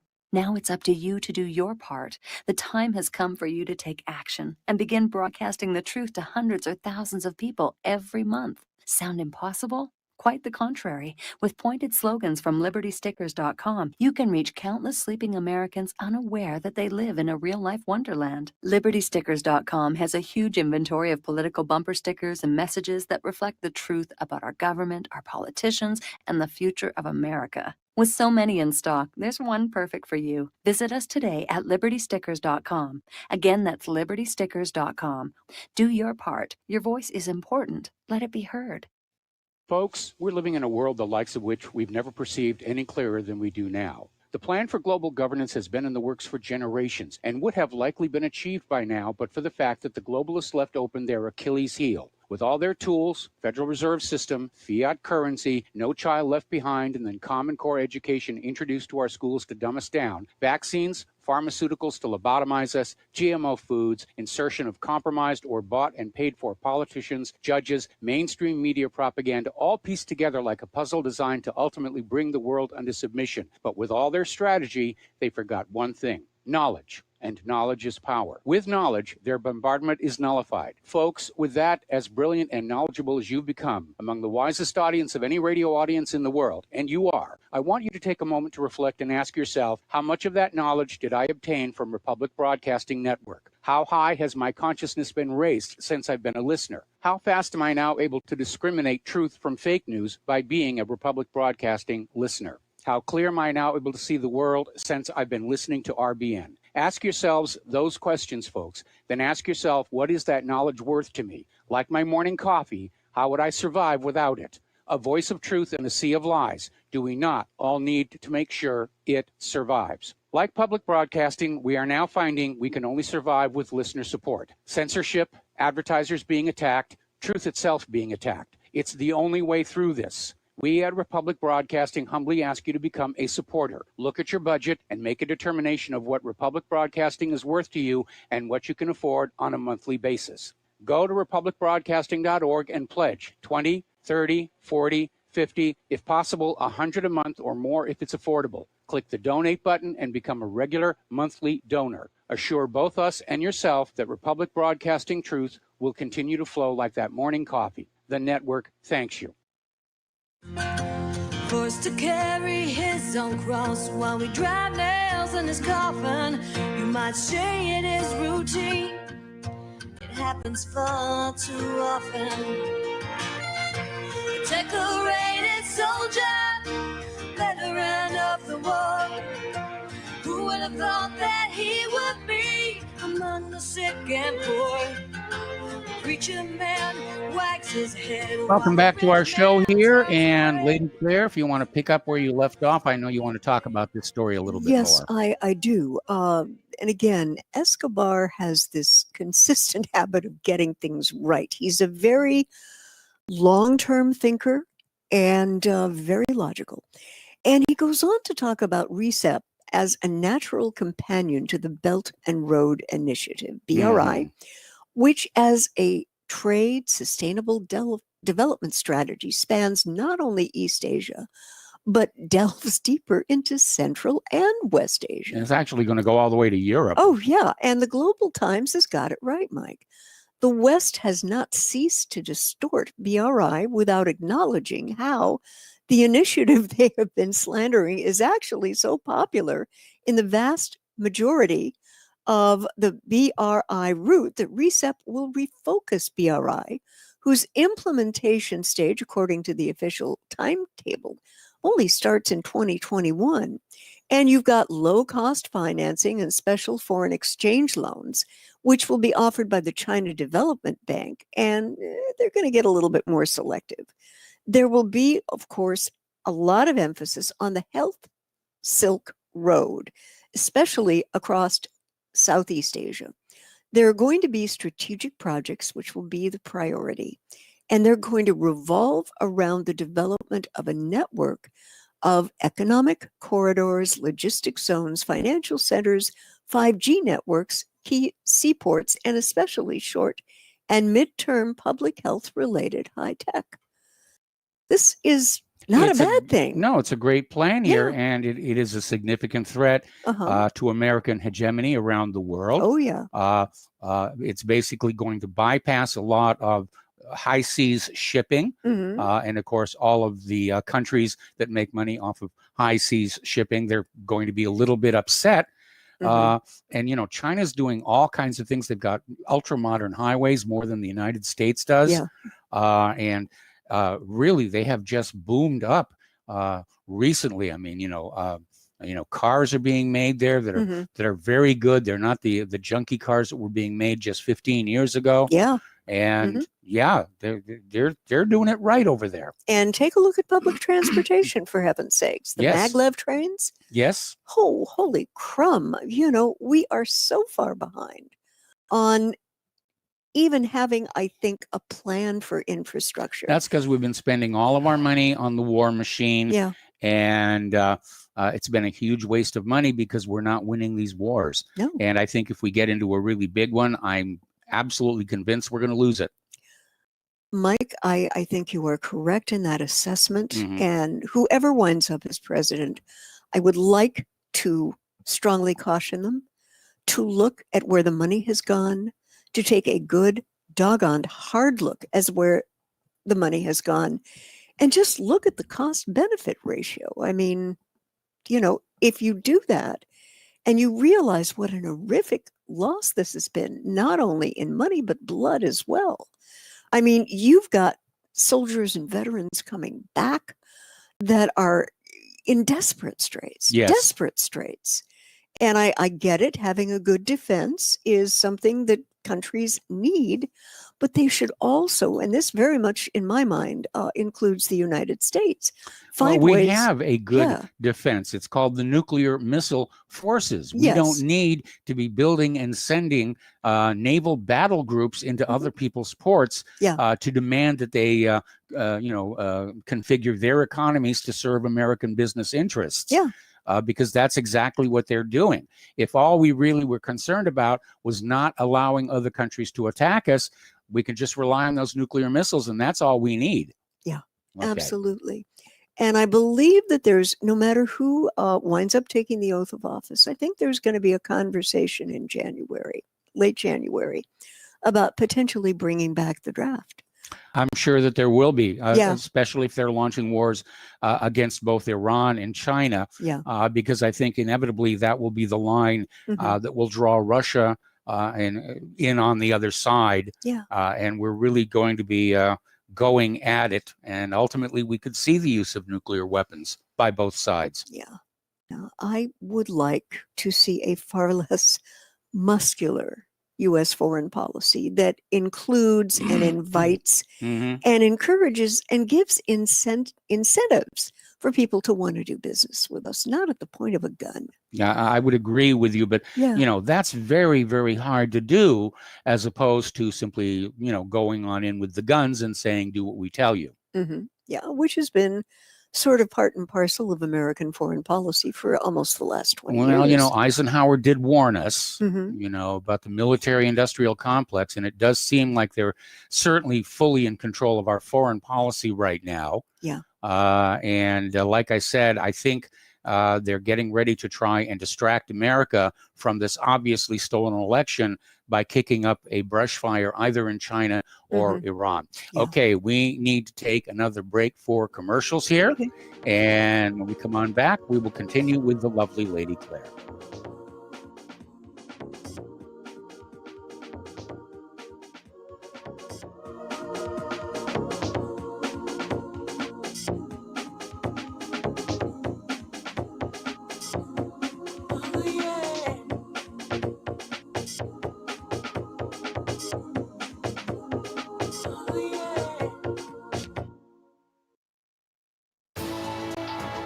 You are tuned in to the Republic Broadcasting Network. Visit our website by going to republicbroadcasting.org.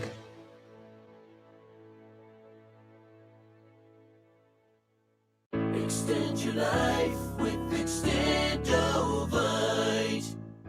After about a month of Extendovite, I don't know what it is about the circulation factor, I was able to increase the weight, increase the amount of sets I could do. It has to do with the oxygen getting to the blood.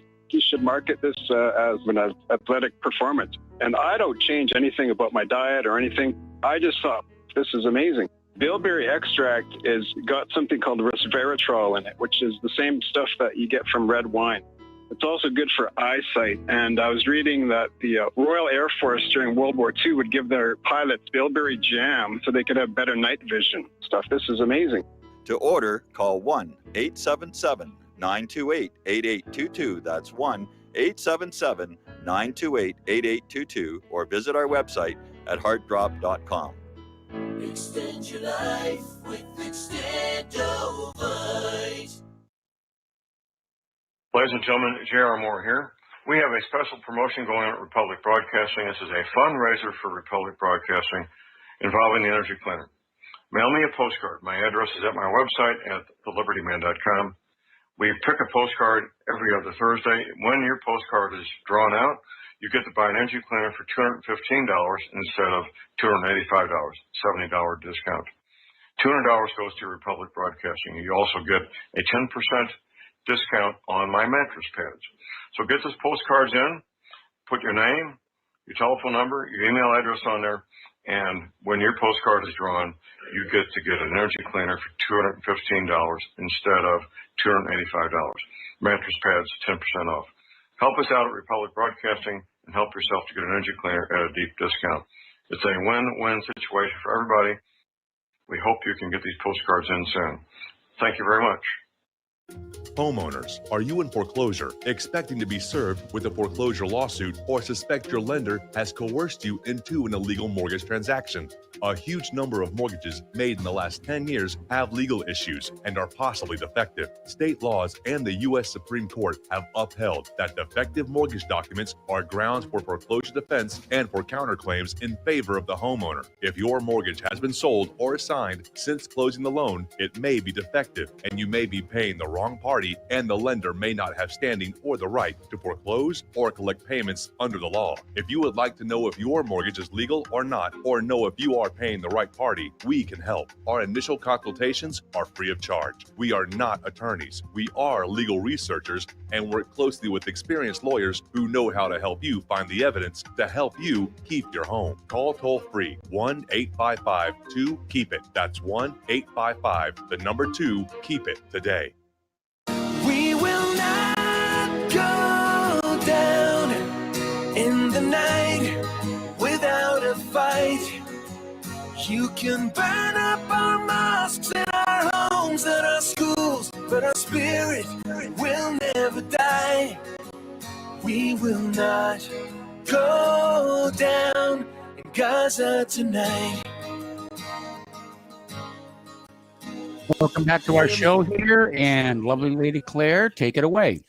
Well, I have noticed that early on November 18th, the Israeli Air Force conducted a series of strikes on targets in Syria. The IDF is saying that the strikes hit warehouses, command posts, and military complexes, and batteries of surface-to-air missiles or SAMs. How dare they shoot at us? Belonging to the Syrian army and the Iranian Quds Force, which apparently in the mind of the Israeli military are absolutely interchangeable. And in total, the strikes reportedly hit 8 targets. And apparently they're bombing in sort of a, how do I say this? There seems to be a lot greater turbulence that Israel is trying to cause or foment in the area. Yes, I would agree, especially with regard to Iran. Yeah. And, all of a sudden this resurgent talk of the need to attack Iran and throw more sanctions on there. Now, Biden has already said that if he in fact sworn in Yep. as president, he's going to rejoin the P5+1 deal. The problem is the last time we had the P5+1 deal, the United States failed to live up to their obligations in terms of the lifting of sanctions and so forth here. Now, Mike, am I correct in saying that President Trump will be president until January 2021? Yeah, technically 20th. Yes, that's the handoff. Do you believe that Trump will leave office without bombing Iran? What is your current read of what's going on My current here? read is that there's going to be an attack on Iran, not so much to help Donald Trump, but again, I think the deep state is desperate for something to distract the American people from this very obviously stolen election, and war with Iran would certainly fit that bill. Yeah, because I'm looking at that and I'm thinking, just because something is one of the most ham-fistedly, pig-headedly foolish things the U.S. government could do is utterly no guarantee that it's not going to do it. Well, that's certainly true. Yeah, and it puts U.S. troops in Iraq in a world of hurt, as well as other U.S. forces stationed in other places in the Middle East. And, you know, I am hopeful that he's not going to do this, but I'm looking at the very American celebration we have next week, which is Thanksgiving. Mike, my nervous star is just pinging like crazy. Well, you know, the fact of the matter is that the upper leadership of this country does not care about the individual soldiers on the ground. They're willing to basically trade their lives for political gain. We saw that with Franklin Roosevelt at Pearl Harbor. He goaded the Japanese into the attack. He withheld news of the coming attack from Admiral Kimmel and General Short, and basically told America it was a surprise attack to get us all riled up for war against Japan. And, you know, given the fact that Trump has already stated that if any American is killed in an attack that can trace back to Iran, he will launch an attack. Even if he doesn't pull a false flag, certainly the war hawks who want a war with Iran will. What do you? Where is Netanyahu, the Israeli prime minister, positioned in all this? Well, obviously he's located there in the Middle East, and he certainly has assets all around there where he could set off the false flag himself. Because Israel has wanted Iran to be destroyed, for like 30 years. They've been screaming, Iran is building nuclear weapons. Iran will have a nuclear bomb in 6 months. And of course, it hasn't happened yet. And all the inspections of Iran have shown that Iran's nuclear activities have been confined to the limits imposed by the Nuclear Non-Proliferation Treaty. And so now they're looking for some other reason to strike at Iran and remove it as a regional competitor for Israel. And that's what kills me here, because it's not that Iran is an existential threat. It's an economic threat. That's exactly the issue. Iran has a lot of influence in the Middle East. They are, before the sanctions, they were an economic powerhouse. And Israel basically wants them gone. Israel elevates itself by destroying all competitors around it.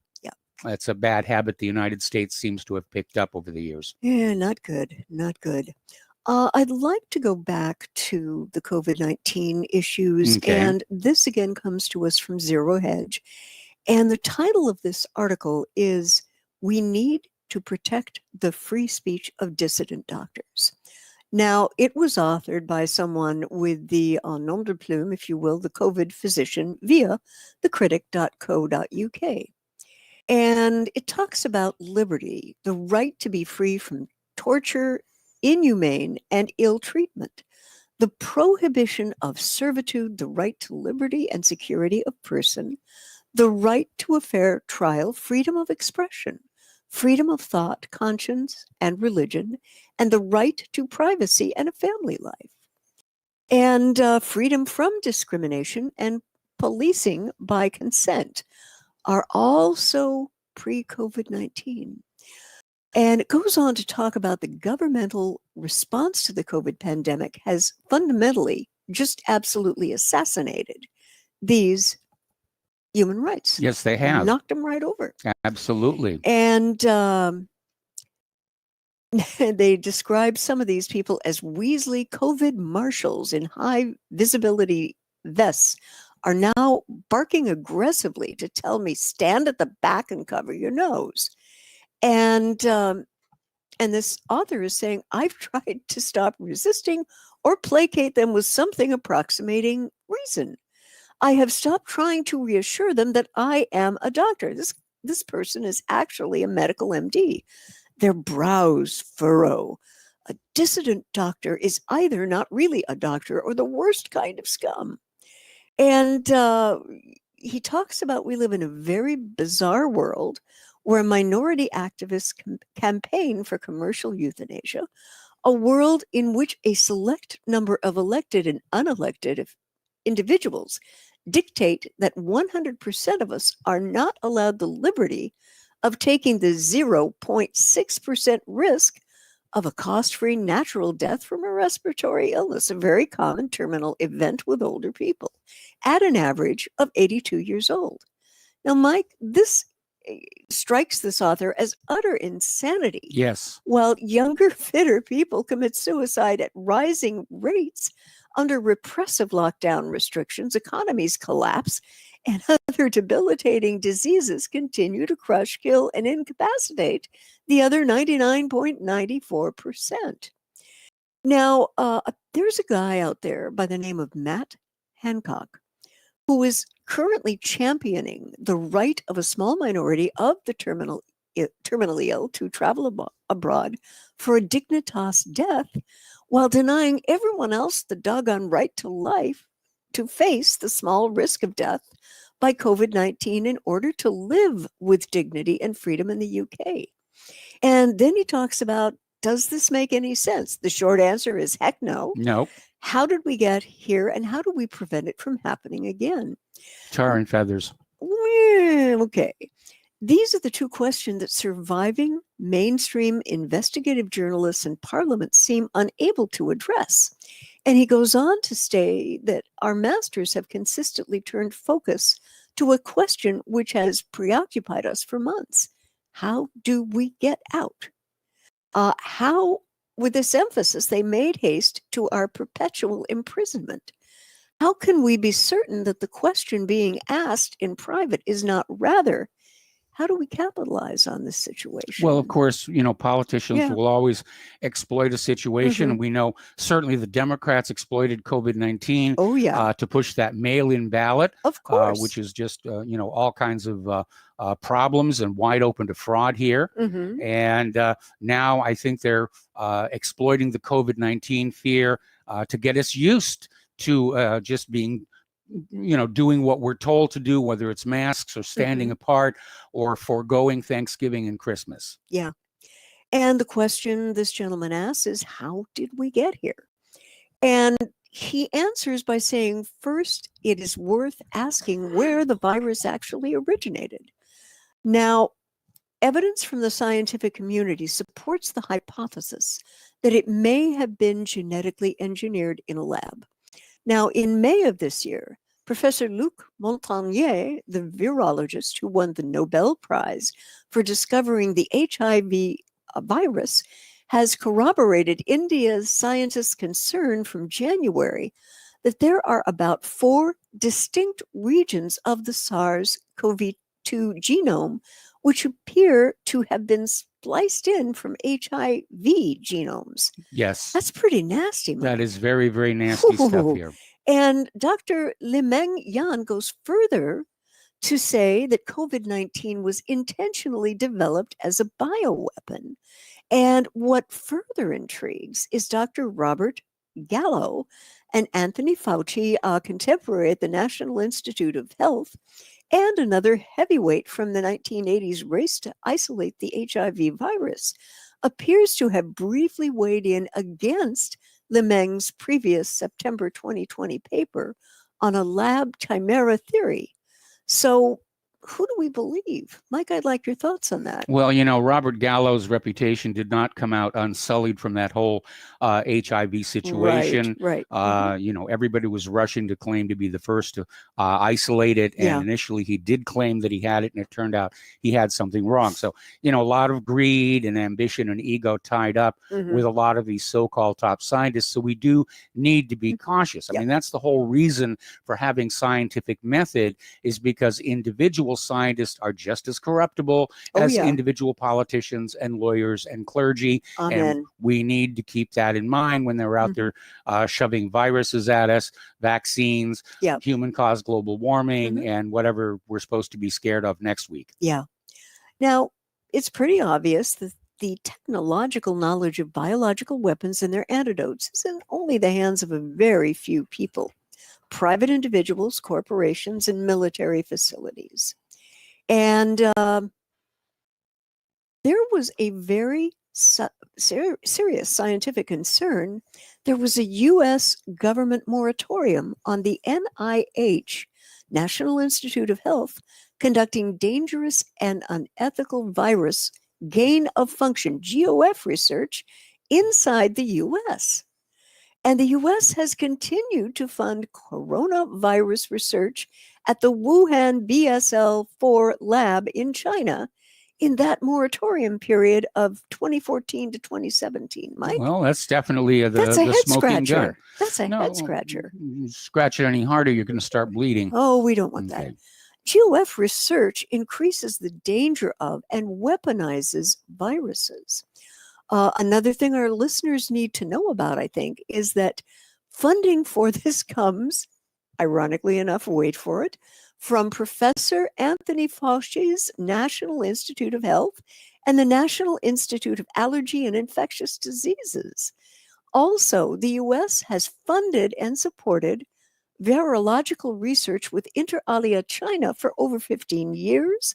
And in fact, Sino-American GOF research sponsored by Fauci's NIH and NIAID involving Wuhan BSL-4 lab's Batwoman, Zhengli Li Shi, was allowed to continue during this moratorium. Doesn't sound like there was much of a moratorium, right? No, it doesn't sound like there was a moratorium. And every time somebody has tried to basically ban biological weapons, I mean, there was a while back following that incident with the sheep. The United States instituted a ban on the development of offensive biological weapons, and the laboratories got around that by saying, well, we're developing defenses against biological weapons, therefore we must create the offensive biological weapons in order to devise a defense. Now, my concern about claiming that COVID-19 is a biological weapon, I think it was a work in progress because given its very low lethality rate, it's really not effective as a biological weapon. It's not even that effective in terms of weakening troop strength because most of the people who get it don't even develop symptoms. So I think it was a work in progress, and somebody may have dropped a test tube, or it may just be another variation of the flu that has been given this name so that they can ramp up the booga booga. But I notice that as they claim the case numbers of COVID-19 go up, the reported cases of regular seasonal influenza have dropped into the basement to the point where the CDC isn't even bothering to track the numbers anymore this season. It's that's another head scratcher. Yes. And this author asked, how do we prevent this from happening again? And in terms of prevention, you have to understand how we got to this point of global paralysis where the World Health Organization, a largely, by the way, unaccountable, undemocratic, sprawling supranational entity under the private influence of the Gates Foundations and pharma, calls the shots. It really kind of strips humankind of our human rights and liberty. And in this brave new dystopian world, let's call it what it is. Yes, it is. The technological knowledge of biological weapons and their antidotes, again, only a few people have it. So how is it that civilian state-owned scientific apparatuses to protect the population are either non-existent or wholly inadequate. So much so that our governments must jump into the lap of the profiteering pharma cartels and their sponsored universities. And the guy goes on to ask, why do our chief scientific advisor, chief medical advisor, and chief mathematic remodeler seem to have cartel tattoos on their CVs? And they go on to ask, would you trust big pharma hitmen to advise and cure you? Well, in my case, the short answer is going to be no. Wouldn't it be better to have independent, accountable, state-funded experts who would be less prone to the politicization and profit motives that are destroying our way of life? Is this not preferable to the collusive, corrupt, and clandestine public-private partnerships such as SAGE? Now, even the establishment of BMJ's executive editor has belatedly come around to express serious concern about the politicization, corruption, and suppression of science. And Mike, that's just what it runs down to. It really does. I Yeah. mean, the best way to make money in the medical industry is to keep everybody sick. And maybe that's what COVID-19 was really all about. Anyway, we have to take a break for our last commercial break. And when Okay. we come on back, we're going to take a phone call. Okay. And so stay tuned. Okay.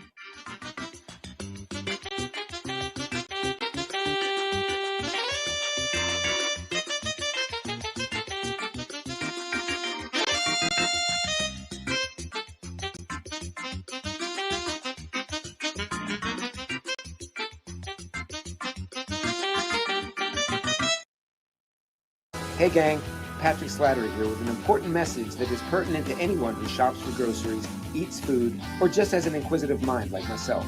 What I'm about to introduce you to is a segment of our food culture that has been kept so low profile to the American public that virtually no one is aware of how dominant it is on our refrigerator and cupboard shelves. What I'm talking about is the kosher certification industry and a new app, Koshertified, that delivers a comprehensive education on all aspects regarding this little-known practice. After reviewing this app, I found that it is useful for practically anyone who purchases food, regardless of their religious faith or identity. Its database of products not kosher certified is a win-win convenience for all food-conscious people. So why not check out thekosherquestion.com or click on the link at nationalbugle.com and see how modifying your grocery shopping with the Koshertified app can make a huge difference for your future. Extend your life with Extendovite. After about a month of Extendovite, I don't know what it is about the circulation factor. I was able to increase the weight, increase the amount of sets I could do. It has to do with the oxygen getting to the blood. You should market this as an athletic performance. And I don't change anything about my diet or anything. I just thought, this is amazing. Bilberry extract is got something called resveratrol in it, which is the same stuff that you get from red wine. It's also good for eyesight. And I was reading that the Royal Air Force during World War II would give their pilots bilberry jam so they could have better night vision stuff. This is amazing. To order, call 1-877-928-8822. That's 1-877-928-8822. Or visit our website at heartdrop.com. Extend your life with Extendovite. What would you say if I told you we have a new tool that will increase production and lower maintenance costs for your meat processing company? And it would pay for itself in just 6 weeks. When pigs fly! The new Ease Off Model Easy 4 replaces old spring-style carcass droppers and is faster, safer, and more reliable. The Ease Off lowers or lifts 1,000 pounds to or from your rail automatically using our remote control. Sounds expensive. Can I afford it? Can you afford not to try the Ease Off? It installs fast with just 3 bolts in place of your current dropper. The effortless operation will reduce fatigue and injuries, speed up your line, eliminate downtime, and increase profit. How can I order my Ease Off? Go to easeoff.com, EAZEOFF.com, and hurry because we are offering $200 off on the new Easy 4 for a limited time. Easeoff.com. We make pigs fly. Cows too. Ease Off LLC, Summersville, Missouri, 417-932-6419. Watch out for the police. They're lurking in every corner. They'll beat you down for your stash. With handcuffs and guns, I bet they're having fun when they take away your cash. They're on the rise, this oversized gang of pirates on the seas. And don't you get... Welcome back to our show here, the last segment of our program today on this Powhana Friday, and we're going to go back to the phones to Tony in New York. Hello, Tony. Welcome to the show. What's on your mind today? Hi, Mike. Hi, Claire. I hope you guys are doing well. We are. I just wanted to let you know that I figured out the coronavirus. You had mentioned that it was maybe, it was an error, but I think it was designed to sell vaccines to everybody from the start. It Could kills very old well be. people a little bit quicker. It kills old people a little bit quicker and leaves the working population perfectly healthy, but vaccinated so that they get chronic illnesses like a lot of vaccines gives you, eczema, asthma, all kinds of things that just last and linger forever, irritable bowel where you're taking medication for years and years and years if you get it as a 21-year-old man. Also, it could be built around the PCR test that can pick up a molecule of RNA from anybody Yes. that bumped someone that had COVID. It's not contagious or even enough to make them sick, but allows them to have a positive test result. Del Bigtree from I Can Decide played a clip of Anthony Fauci a few years ago saying that the PCR test is difficult for doctors when their patients come in and they have a PCR test that's been run 33 cycles or 30 cycles. He says it's useless because there's just some dead nucleotides in their nose. Well, the guy who invented the PCR, and he won the Nobel Prize for it, but the guy who invented PCR said it's not intended to be used as a diagnostic test. That's right. Mr. Mullins, Kerry Mullins, Yes. I think his name was. Yes. And it was supposed to be used for forensic science because it could pick up tiny little things and amplify them through the roof. So imagine, if you will, that everybody in America got tested for cancer, that if they could find one cancer cell in their body, that they were diagnosed as having a case of cancer. Yes. And then there was this huge craze for the latest cancer vaccine. And the numbers of deaths are only slightly higher because only older people are dying from it. And like the German health minister said, the only people dying of COVID in Germany would have died this year anyway. But Yes. imagine you could sell it to every government saying, all right, we're going to kill off your seniors a year quicker. That'll save you billions and billions of dollars. We'll give you a cut of the vaccine sales if you get a couple doctors on board to say the hospitals are packed. I mean, it just makes sense to me. And I wonder, I'm sure I'm missing something or somebody could add something to it. But I think it's working perfectly, just as designed. Everybody's going to get this vaccine.